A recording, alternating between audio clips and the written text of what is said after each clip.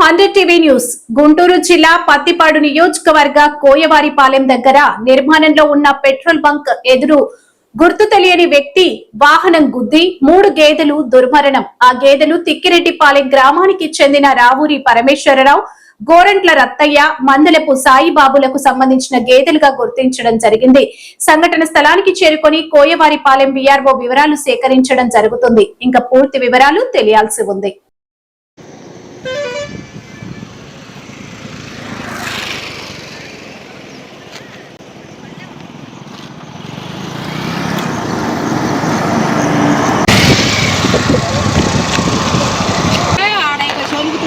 ఆడుకునే జలుబు అని చెప్పి పిల్లలు హాయ్ హాయ్ అంటే రోడ్డు రెండేనమ్మా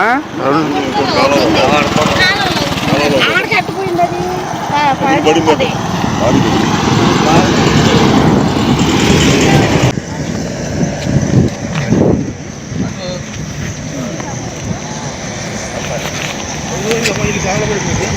ఇది పడింది.